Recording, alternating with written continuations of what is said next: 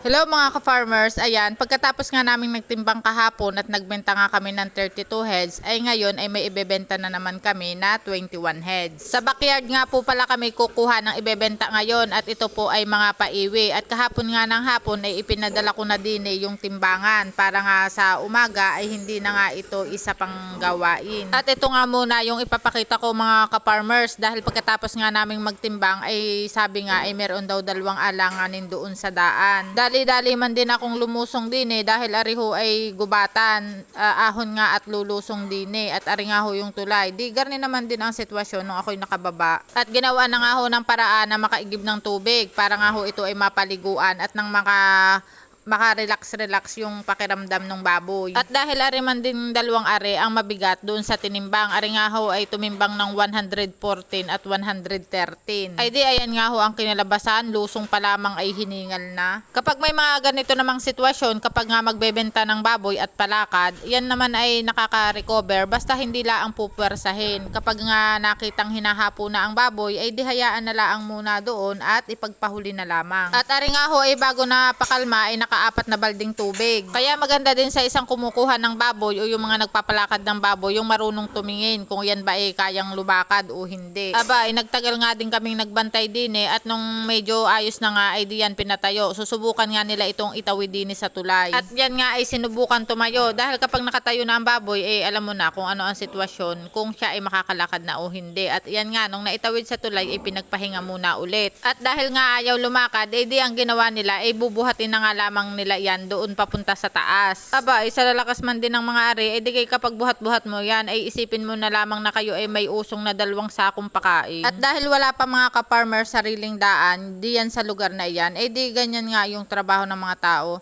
Di yan nga ay papalakadin hanggang doon sa kalsada. At ito nga yung sitwasyon ng mga baboy nung nasa taas na. Tambay nga ulit muna sila dito para makapagpahinga. Dahil nga ho yung sasakyan na pagkakargahan nito medyo sasabit doon sa lubang bahay, di hindi na nga ho itinuloy din Pero kung yun ho ay kasya, di hanggang din ho ay pwede na aring isakay. At pagkatapos ng mga ilang balde bang tubig na naigib, di ayan at okay na nga sila. At ito nga ay ipapalakadin na hanggang doon sa sasakyan para nga maisakay na. Inabot na nga kami diyan ng alas 10 ng umaga.